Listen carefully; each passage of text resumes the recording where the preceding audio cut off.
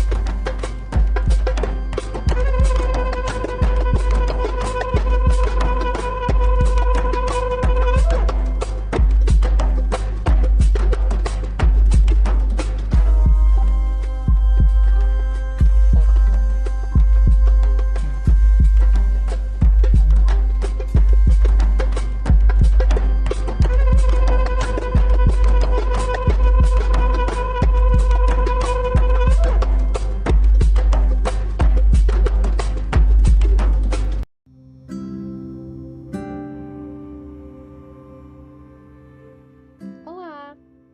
Sejam todos bem-vindos para mais um episódio do podcast Mito, Corpo e Voz.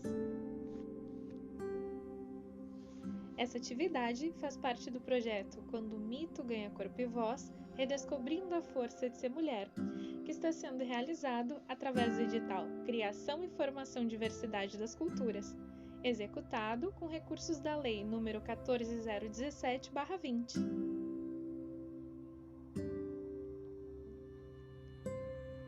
Só para relembrar, o objetivo dessa atividade é buscar estabelecer conexão e diálogo entre a ancestralidade feminina das Iabás com elementos da vida das mulheres na contemporaneidade. Então, buscando, a partir de certos pontos da narrativa, de que forma eu posso estar encontrando no meu dia a dia, nas minhas realidades, esses elementos e trabalhando também com questões muito subjetivas, né? Com as nossas alegrias, tristezas, desafios e principalmente potencializando a nossa força, a força de ser mulher.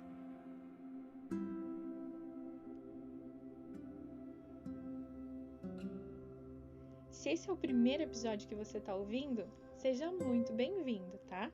Mas nós já temos 2 episódios lançados e eu te convido a ouvir os outros 2. Principalmente porque o episódio de hoje finaliza o trabalho sobre Nanã, a nossa discussão sobre essa energia ancestral. Então, assim que você tiver um tempinho, corre lá e ouve os dois outros episódios para poder também estar acrescentando muito sobre a tua reflexão e principalmente estar contribuindo para poder entender elementos da nossa própria vida, tá? E outra, independente da plataforma de áudio que você está ouvindo, deixa o teu joinha, deixa lá um ok, ou faz a inscrição no canal do YouTube, ou até mesmo no Spotify, ou Google Podcasts, enfim, isso já dá uma visibilidade gigantesca para o nosso trabalho e principalmente uma motivação muito grande para nós, beleza? Tá, Karina, depois de todos os informes, bora falar sobre Nanã? Bora! Eu falando comigo mesma, né? Só para vocês verem a noção da pessoa. Mas então, hoje, já arrancada, já vou falando sobre Nanã para a gente poder fechar, né? Esse ciclo de conversas e principalmente a poder começar a finalizar. Olha para vocês verem como a energia de Nanã está presente até mesmo na construção desses 3 episódios, né? A gente vai começar a finalizar ou iniciar esse ciclo, né? De finalização para sábado, né? Na nossa oficina de dança, a gente poder estar também trabalhando com essa energia ancestral e principalmente trabalhando com essa energia de ligação. Então, nesses 3 últimos episódios, vamos imaginar o seguinte, como se nós colocássemos no chão uma rede de pesca que está sendo ainda construída, né? E cada episódio a gente foi tramando um pouquinho, ligando linha com linha, né? Com muito cuidado, com muita atenção, relembrando certas sentimentos, né, com certas realidades e com certas experiências. Então, como se realmente fosse uma rede, certo? E pensar sobre Nanã é justamente pensar em redes, principalmente por ela ser essa energia do começo e do fim, essa energia, né, da ruína, essa energia da reconstrução. Então, pensar nessa rede é justamente isso, reconstruir, tramar e trançar, não só esses fios presentes na nossa realidade, no nosso dia a dia, mas também os fios que nos unem enquanto mulheres, os fios que nos unem enquanto amigas, enquanto companheiras, enquanto familiares, né? E que a gente possa também estar percebendo esses fios no nosso dia a dia, né? O quanto é importante essas construções e esses fortalecimentos. Então, a energia de Nanã, com certeza, trabalha a partir desse enfoque também, né? Ela vai estar presente nesse enfoque, melhor dizendo, nessa forma de ver o mundo, com essa noção de sabedoria e com essa noção de ligação, né?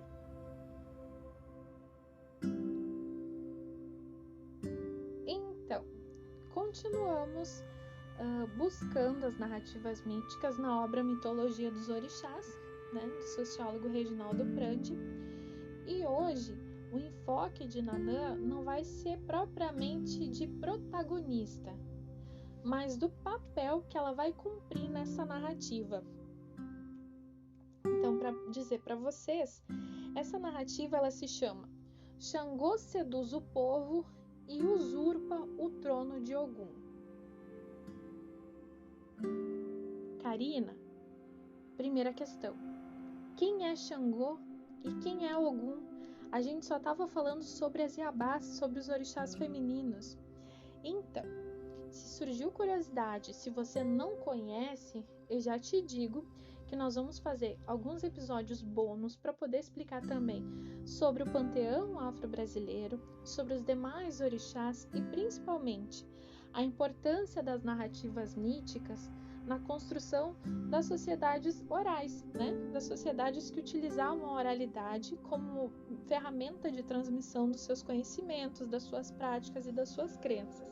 Então, por isso que é tão interessante entender a narrativa mítica como um texto ou como um ensinamento, né? Que realmente tinha esse papel, dentre tantos outros, em vários grupos, né? Então, Xangô e Ogum vão ficar aqui na sua curiosidade. Se você não conhece, anota o nome aí que a gente vai trabalhar nos próximos dias. Mas é um conteúdo surpresa. Então, bora lá. Nanã, a avó de todos os orixás, tinha uma cesta de costura e fazia renda e roupas para bonecas. Um dia, Xangô procurou Nanã. Queria ir a uma festa importante e não tinha roupa adequada. Nanã tinha feito a roupa de todos os orixás e tinha muitas sobras de pano nos baús. Com as sobras de pano, fez uma roupa de festa para Xangô. Xangô foi à festa vestido com seu saiote multicor. Ele ficou tão bonito que a todos conquistou. Assim, todos o aclamaram e o escolheram rei, só por causa de sua formosura, seu encanto. Ele sentou-se com muita graça e beleza na cadeira de Ogum. Ganhou o trono sem ter o direito de primogenitura, ludibriando todo mundo com seu charme. Xangô sentou-se no trono que pertencia a Ogum, e ninguém mais teve coragem de tirá-lo de lá.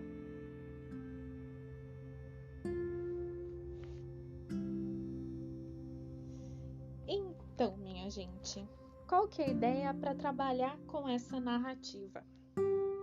Primeiro, sempre lembrando que, por serem narrativas, elas são construídas e reconstruídas a partir dos grupos onde elas estão sendo apresentadas, né? Então, existem várias versões de uma mesma narrativa e que, ok, tá tudo certo. Não existe a narrativa verdadeira ou a narrativa falsa, e sim todas as narrativas possíveis e que tem elementos que vão ser semelhantes, né? Por exemplo, assim. Então, qual que é a ideia falar aqui para vocês? Deixando no primeiro momento esse movimento de Xangô, né? Da roupa que ele vestiu e dessa toda beleza, né? E todo esse encanto de como ele ocupou o trono que pertencia a Ogum. Como aparece a figura de Nanã nessa narrativa? Karina, nas outras narrativas, ela também aparecia como a ancestral, como a vovó. Você mesmo falou. Sim, realmente, eu falei.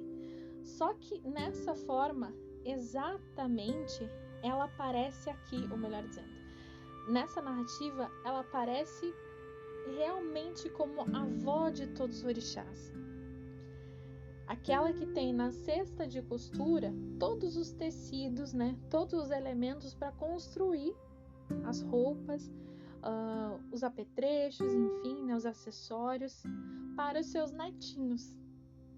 Então, qual que é essa ideia de Nanã, né? Que a gente pensa quando ela tem essa cesta de costura? É justamente todo esse conhecimento e toda essa sabedoria que ela acaba criando, construindo e carregando, né?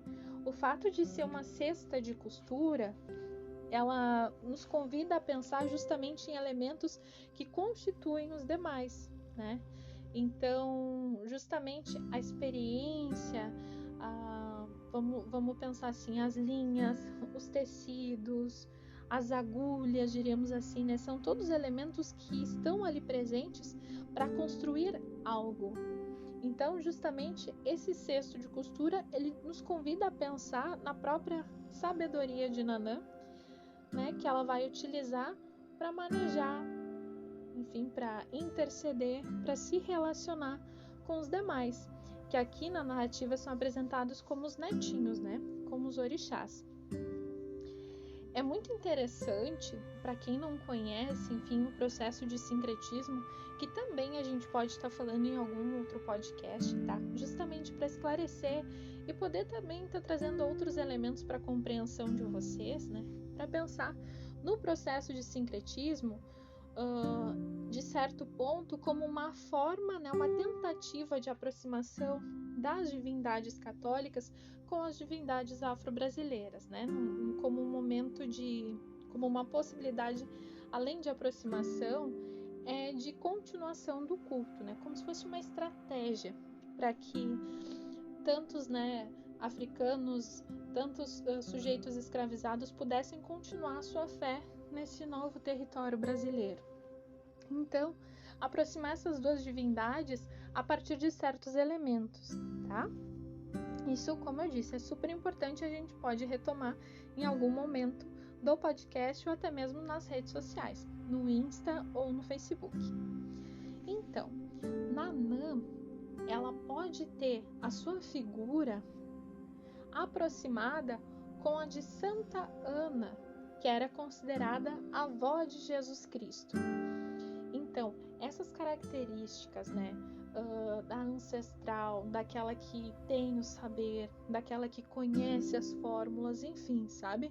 Essa figura da avó, ela aproxima essas duas divindades, né? Santa Ana com a nossa divindade Nanã.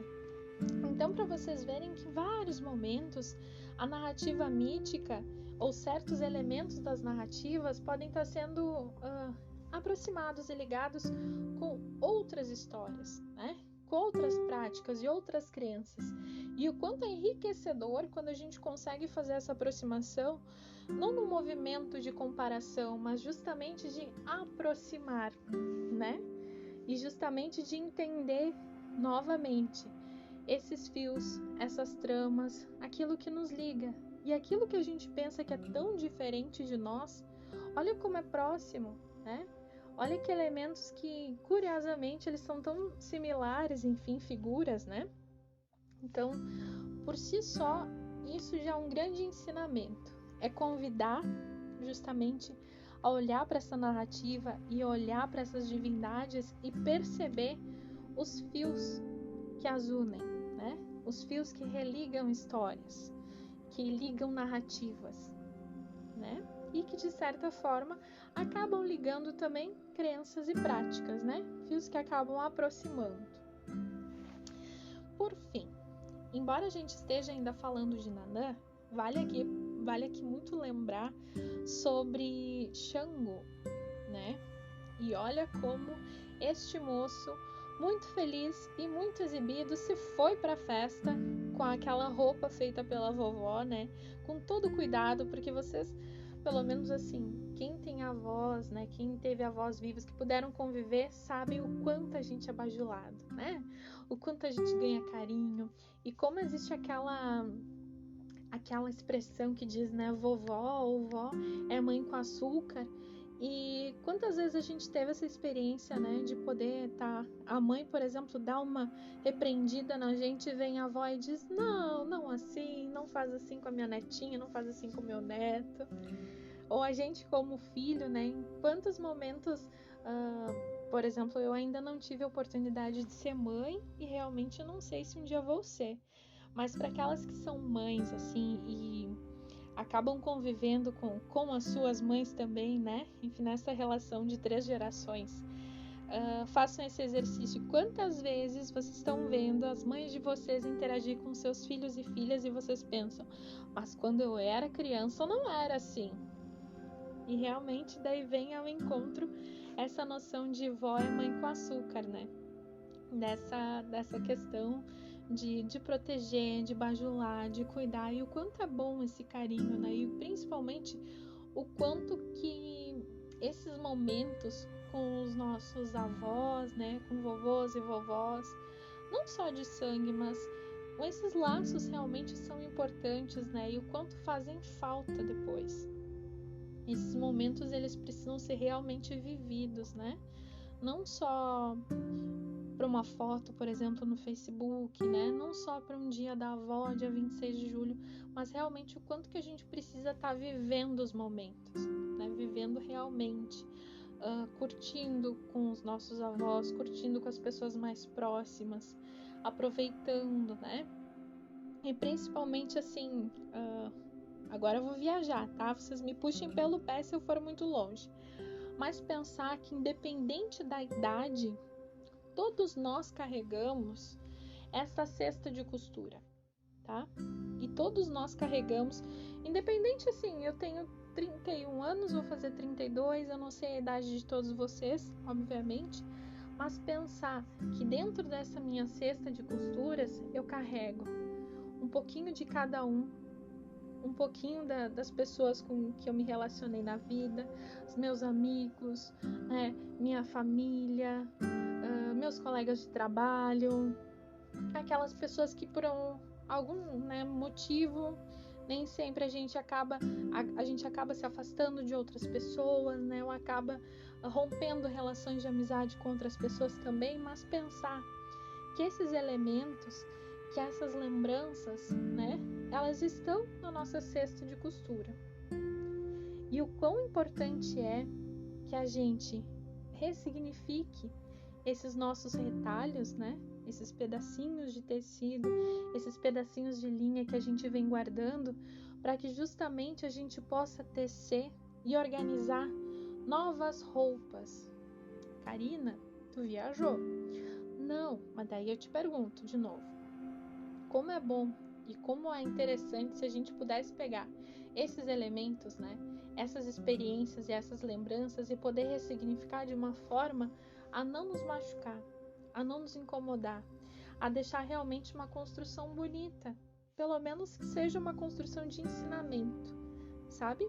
Então pensar nesse tecido, nessa roupa, né, que Nanã faz para todos os orixás, pensar justamente nessa construção e nesse produto final, ou nessa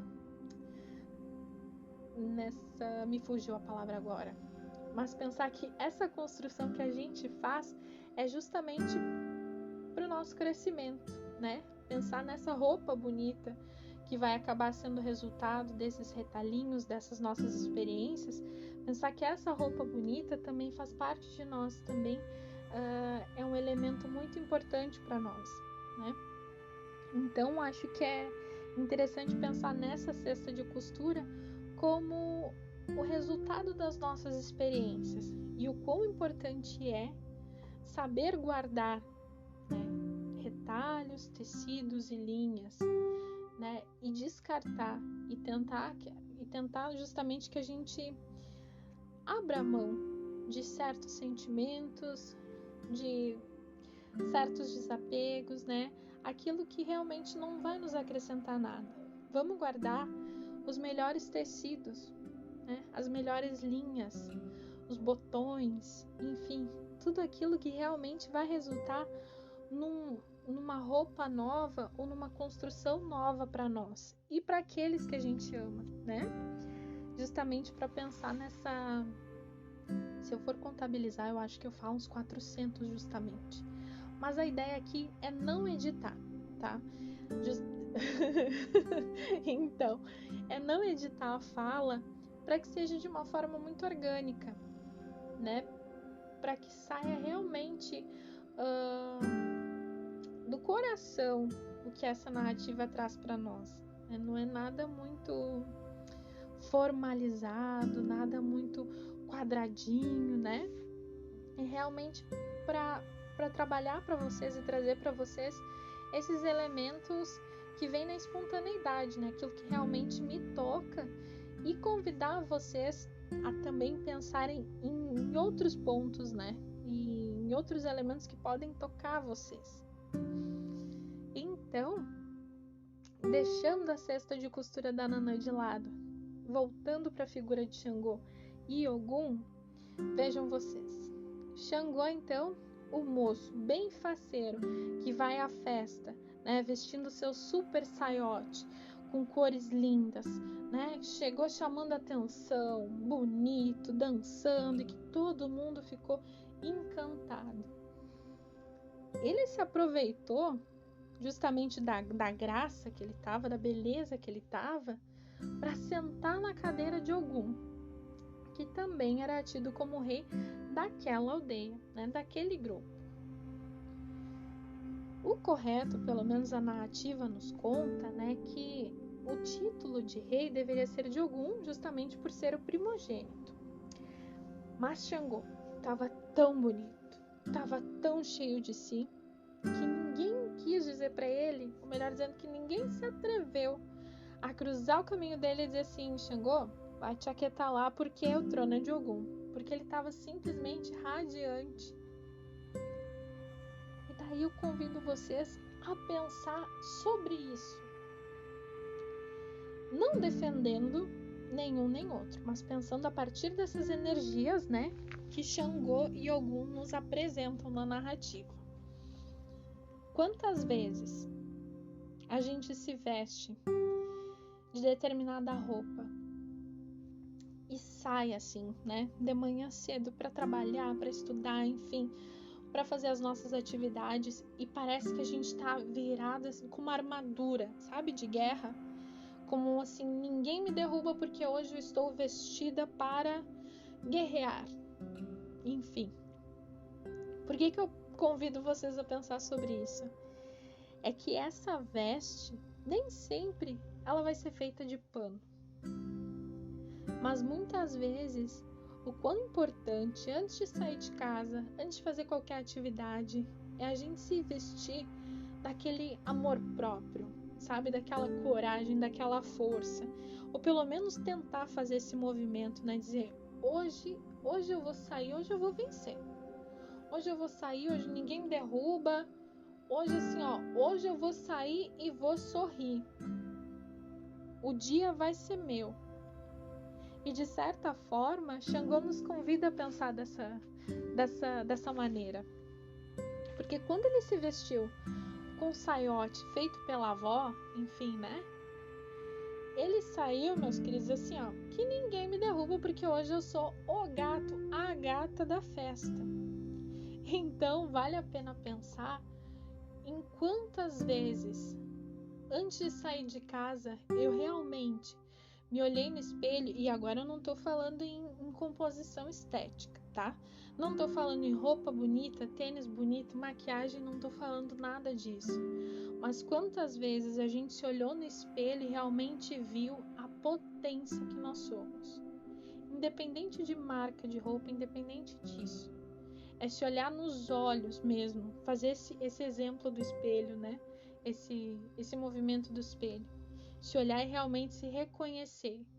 Reconhecer a sua beleza, reconhecer o seu poder, a sua potência, o seu tamanho. Então, a figura de Xangô e essa energia de Xangô nos convida a pensar dessa forma aqui na narrativa, né? E o quanto Nanã foi importante para que tudo se desse dessa forma, ou para a gente chegar lá no final, né, da narrativa e pensar justamente Xangô foi assim, Xangô sentiu-se dessa forma porque Nanã e o movimento dela fez parte, enfim, né, desse processo todo. Então, justamente pensar nessas construções, nesta cesta de cultura, na experiência de Nanã e naqueles retalhinhos e naqueles pedaços de tecido, né, que ela guardou nessa cesta, e compuseram a saia do Xangô e para que ele se sentisse o máximo na festa. Então, é um convite para que a gente pegue a nossa cesta de costura, né? Agora nós temos essa experiência. Nós também vamos construir grande parte dos elementos que estão nessa cesta, né? Além de tudo aquilo que nos foi ensinado pelas nossas mães, pais, avós, né? Tios e tias, amigos, pessoas, né? Não vou usar o termo inimigos, mas pessoas que hoje a gente não tem mais contato. O quanto que a gente pegou elementos, lembranças dessas relações, guardou nessa cesta de costura, e o quanto que a gente vai tecendo as nossas roupas, essas nossas armaduras, diríamos assim, aquilo que nos veste para a gente enfrentar o nosso dia a dia. Então, fica esse pensamento principalmente, né? Que retalhos, que pedacinhos de tecido eu tô guardando, né? Que lembranças eu tô guardando? Que sabedoria eu tô construindo a partir dessas lembranças, né? Será que vale a pena guardar aquilo que me machuca? Aquilo que me faz chorar? Aquilo que me deixa insegura? Isso é um movimento diário, né? É um exercício diário. A gente sentar no chão com a nossa cestinha de costura, com essas nossas lembranças, com essas nossas experiências, e sempre tá, né, analisando realmente o que vale a pena eu guardar, o que eu vou utilizar para o meu crescimento, o que vai me fortalecer, o que vai me deixar linda para a festa da vida, né? O que vai me compor. É justamente pensar nessa cesta de costura da Nanã, né? Que é tida aqui nessa narrativa como a avó de todos os orixás, com essa energia da experiência, com essa energia da sabedoria. E eu acredito muito que essa energia ela vai estar presente, obviamente, no nosso dia a dia, naquelas nossas dificuldades enfrentadas, né? O passar dessas dificuldades com crescimento, com os tropeços, mas principalmente com a vontade sempre de continuar. É isso que nos traz sabedoria e crescimento, né? Que apesar de toda dificuldade, apesar dos atropelos, apesar da angústia e apesar da ansiedade, a gente continua sempre se fortalecendo e lembrando daquelas redes e daqueles fios que nos unem, né? Pensar que muitas vezes na minha cesta de costura não vai ter ou o elemento, ou aquele tecido que eu acho tão bonito, ou aquele pedacinho de tecido, ou aquele botão que falta na minha construção. Mas daí eu tenho as pessoas que estão ao meu redor, as pessoas que me fortalecem, e a gente troca, e a gente se ajuda. E no final, não sai só um saiote bonito para Xangô, mas vamos pensar que sai uma coberta, uma manta, né? assim, coletiva, ou até mesmo a rede que a gente vinha falando no início desse podcast. Então, justamente pensar nessas construções e na cesta de costura que cada uma de nós carrega no dia a dia, e quão importante é, seguidamente, no exercício diário, estar revendo essa cestinha para a gente poder pensar sobre tudo de bom que nós guardamos e tudo aquilo que realmente não vai ter utilidade para nós, certo? Eu espero que tenha feito sentido algum ponto dessa narrativa para vocês e principalmente desses apontamentos.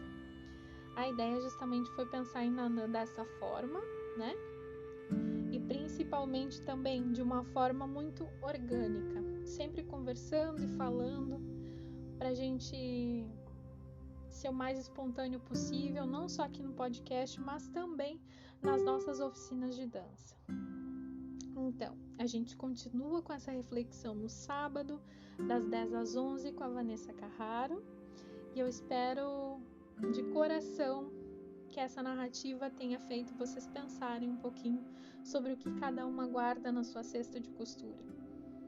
Beleza? Um grande beijo para todo mundo e até quarta-feira que vem.